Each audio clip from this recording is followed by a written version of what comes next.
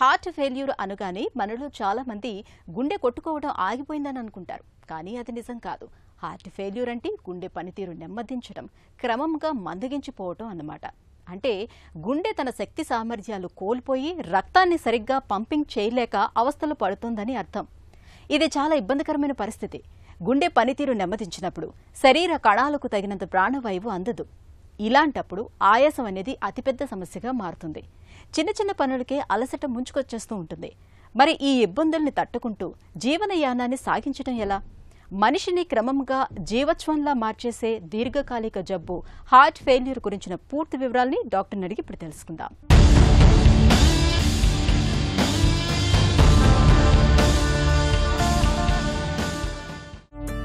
Heart failure అంటే ఏంటి? Heart failure అంటే గుండె పనితీరు తగ్గటాన్ని మనం హార్ట్ ఫెయిల్యూర్ అంటాం. గుండెకి కుడివైపు 2 గదులు, ఎడమవైపు 2 గదులు ఉంటాయి.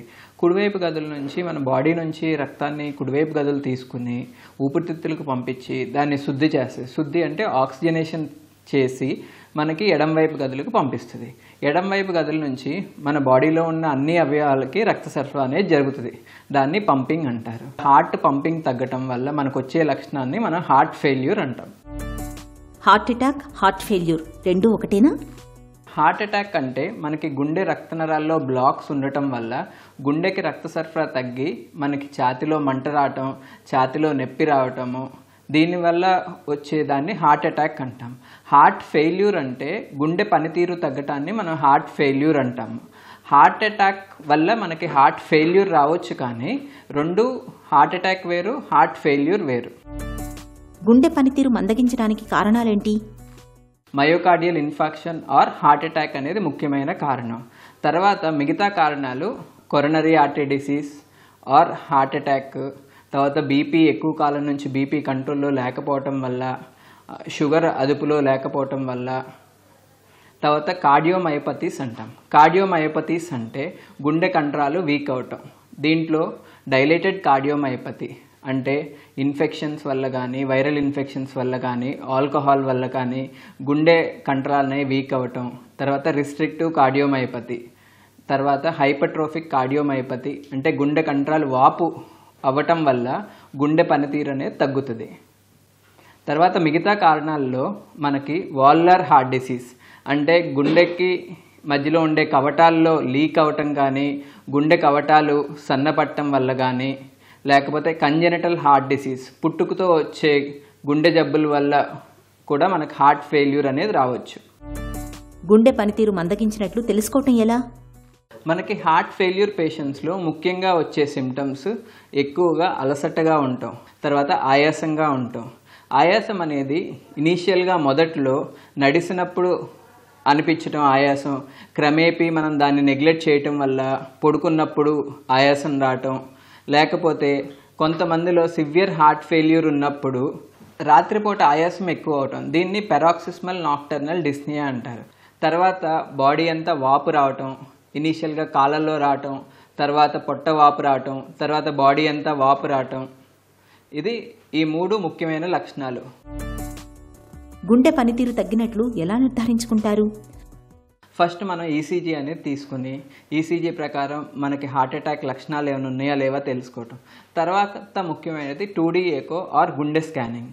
దీని ద్వారా మనకు తెలిసేది ఏంటంటే హార్ట్ పంపింగ్. మీ అందరికీ తెలుసు, heart pumping or ejection fraction అంటారు.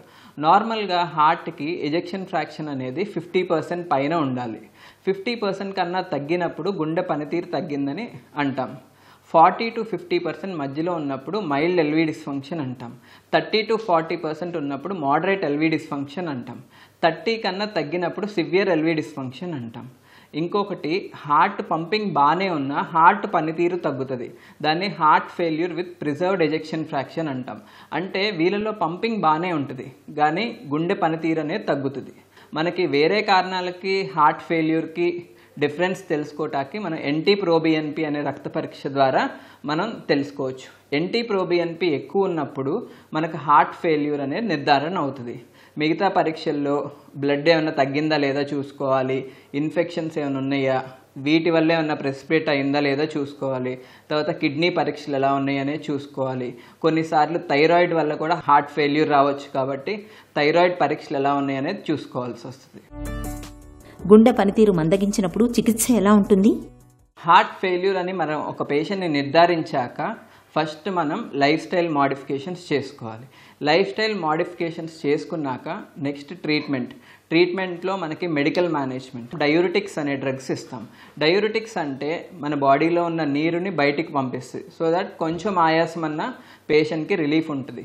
తర్వాత బీటా బ్లాకర్స్ అంటే హార్ట్ వేగాన్ని కంట్రోల్ చేసి మనకు హార్ట్ ఫెయిల్యూర్ సిమ్టమ్స్ని తగ్గిస్తాయి.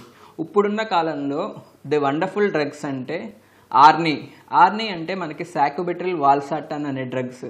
వీటి వల్ల చాలా అధ్యయనాల్లో హార్ట్ పంపింగ్ అనేది పెరుగుతుందని నిర్ధారించాయి. దీనివల్ల వచ్చే సిమ్టమ్స్ కూడా కంట్రోల్ అవుతున్నాయి అని తెలిసింది. ఇంకొకటి డాపాగ్లిఫోసిన్ ఆర్ SGLT2 ఇన్హిబిటర్స్. వీటి వల్ల ఏంటంటే మనకి షుగర్ కంట్రోల్లో ఉంటుంది, దీంతో పాటు మనకి హార్ట్ ఫెయిల్యూర్ వల్ల వచ్చిన సిమ్టమ్స్ తగ్గుతాయి. క్రమేపీ పంపింగ్ కూడా చాలా అధ్యయనాల్లో పంపింగ్ కూడా పెరిగిందని నిర్ధారించారు. తర్వాత మెడికల్ మేనేజ్మెంట్ తర్వాత డివైస్ థెరపీ అని ఉంటుంది. డివైస్ థెరపీలో హార్ట్ ఫెయిల్యూర్ పేషెంట్స్కి ఎరిథ్మియాస్ అనేవి కూడా మోస్ట్ కామన్. ఇలా ఎరిథ్మియాస్ ఎక్కువ ఉన్నప్పుడు ICDs అనే డివైసెస్ పెట్టుకోవచ్చు. తర్వాత సిఆర్టీ ఏంటి అంటే హార్ట్ పంపింగ్ బాగా తగ్గినప్పుడు కార్డియాక్ రీసింక్రనైజేషన్ థెరపీ అని ఉంటుంది. ఇది ఏంటంటే హార్ట్ ఫెయిల్యూర్, ఇంకోటి LBBB అనే కండిషన్ ఉంటుంది. వీళ్ళల్లో హార్ట్ పంపింగ్ ఇంప్రూవ్ అయ్యి సిమ్టమ్స్ కూడా ఇంప్రూవ్ అయ్యే అవకాశాలు అనేది ఉంటుంది. ఇంకా చివరి స్టేజెస్లో హార్ట్ ట్రాన్స్ప్లాంట్. ఇవి హార్ట్ ఫెయిల్యూర్కి ఉన్న ట్రీట్మెంట్ ఆప్షన్స్. గుండె ఆరోగ్యాన్ని చక్కగా ఉంచుకునేందుకు ఏం చేయాలి? లైఫ్ స్టైల్ మోడిఫికేషన్స్లో ఫస్ట్ డైట్లో మనము కూరగాయలు ఆకుకూరలు ఎక్కువ తీసుకోవాలి. ప్రాసెస్డ్ ఫుడ్స్, ఆయిల్ ఫుడ్స్ తగ్గించుకోవాలి. తర్వాత క్రమం తప్పకుండా వ్యాయామం చేయాలి. 30 నిమిషాల నుంచి 45 నిమిషాల వరకు వాకింగ్ చేసుకోవటం. తర్వాత ఉప్పు తగ్గించి తినాలి. బీపీ కంట్రోల్లో పెట్టుకోవాలి. షుగర్ కంట్రోల్లో పెట్టుకోవాలి. రెగ్యులర్ హెల్త్ చెకప్స్ తీసుకోవాలి. గుండె వైఫల్యాన్ని పూర్తిగా నయం చేయలేకపోవచ్చు. అయితే చక్కటి చికిత్స తీసుకుంటూ క్రమం తప్పకుండా మందులు వేసుకుంటూ ఆహార నియమాలు పాటిస్తే చాలు, చాలా ఏళ్ల పాటు అందరిలా సాధారణ జీవితం గడపొచ్చు.